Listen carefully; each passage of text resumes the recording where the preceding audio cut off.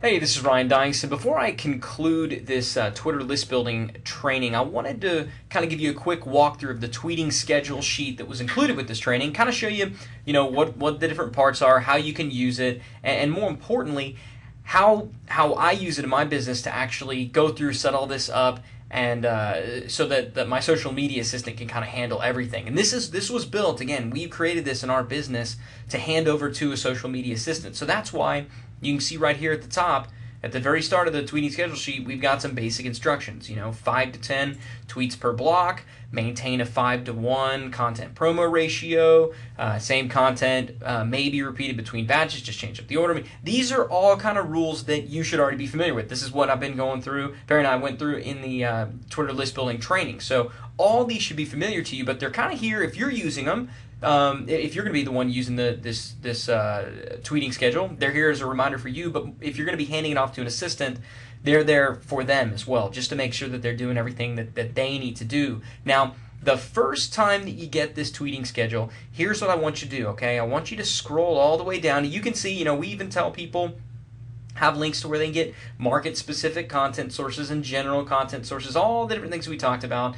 There's an entry here for the morning batch, and I'll explain how all this works, and the afternoon batch and the evening batch.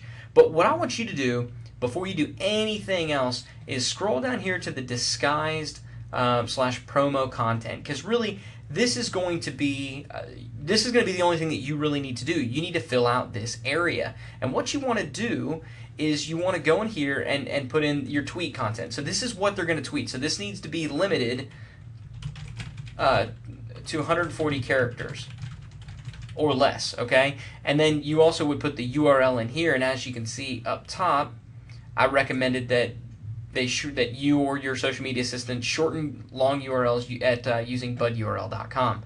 That will also, budurl also includes click tracking, so you'll be able to see how many clicks you've gotten. But so what you're going to want to do here is you're going to want to go and enter in the tweet content for a blog post. And I have in here spots for 4 blog posts, spots for 3 teleseminars slash webinars, and spots for 3 squeeze pages. So these are the 3 types of disguised content pieces. So remember, there's blog post, there's teleseminar slash webinar registrations, and there's squeeze pages. Now, there's nothing magical about these numbers, about the 4, 3, and the 3 down here. That's just what we happen to use in our business. If you want to tweet only to blog posts, like let's say you want to take Perry's advice and never tweet to squeeze pages, okay? Then you can delete all these down here. I mean, I gave you the rich text version of this so you can go through and edit this and have it look however you want, all right? That's why it's not a PDF.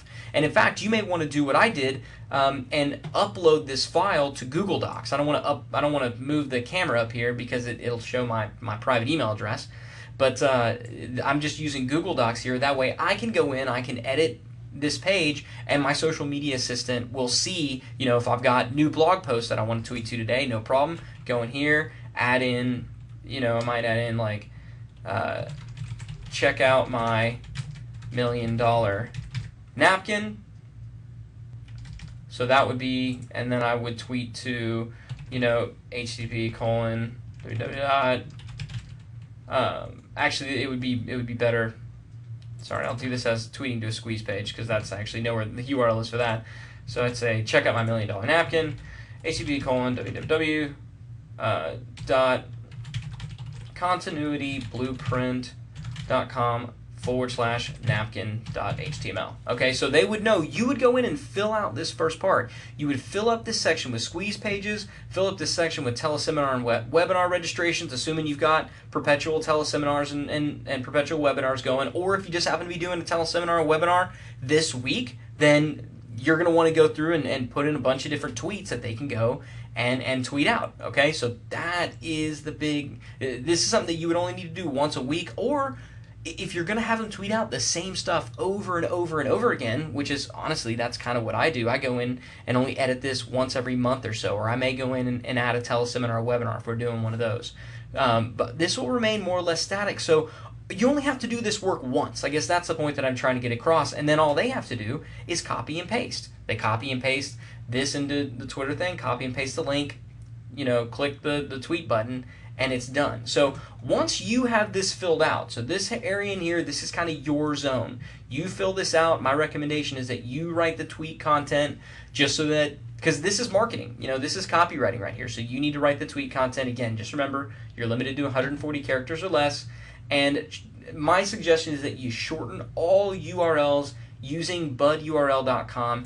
Even if it's a fairly short URL, even if it will fit, Bud URLs will allow you to do link tracking. So that's why I suggest that you do that. Now, once you've handed this off to your social media assistant, you've updated this bottom area down here, all they need to do is go in once a day or once a week, depending on how often you want to have them do it, and they would go in and type in the tweet content, the URL, content, and then for this promo area, they would just go down here and make a selection from, maybe they would do a blog for the first morning batch. Maybe they do a blog entry here, and then maybe for the evening one they link to a squeeze.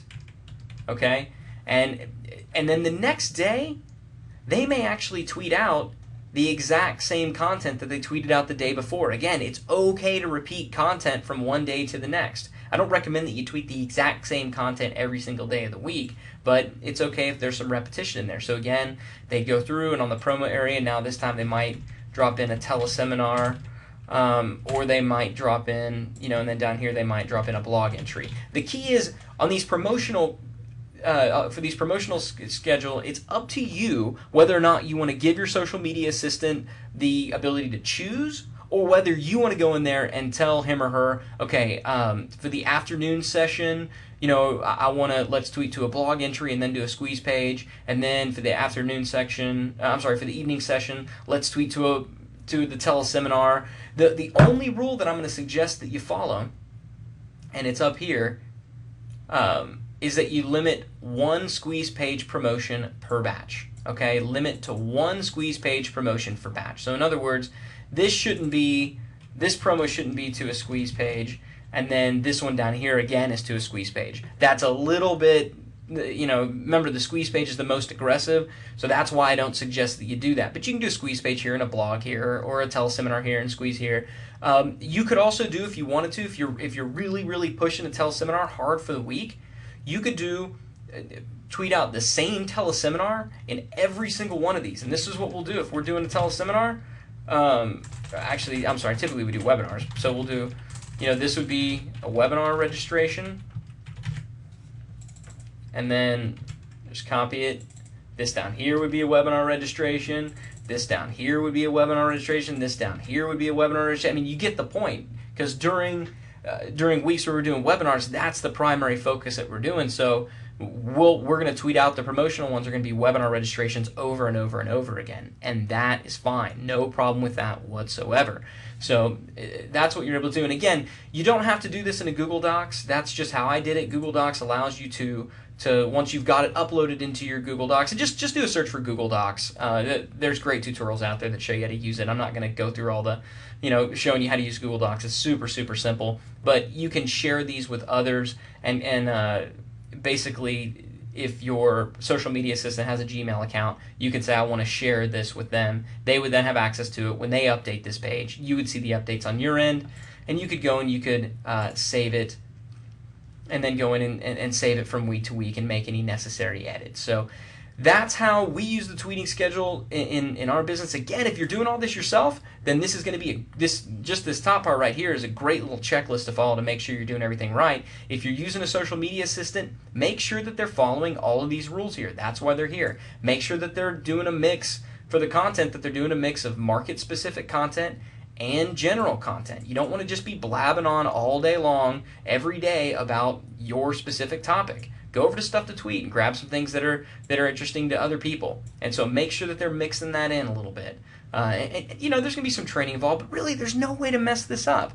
This is a really, really, really hard thing to screw up. So if you want to do, down here, have this be all market-specific content, and out here be all general, hey, that's fine. Again, my recommendation is that you do a mix where the bulk of it is, really the majority of our stuff is general content. And then, maybe out of if we have 4 here, maybe at most half will be market specific content. But it's going to vary from market to market. So find a groove, do what works for you. Don't think about it too much. Just get out there and start tweeting your buns off. All right, just get out there and just start tweeting like crazy. So I hope you find this helpful. I hope you found this training helpful, and I hope it makes you a lot of money. If it does, please let me know. Again, this is Ryan Deiss, and I look forward to hearing your success story.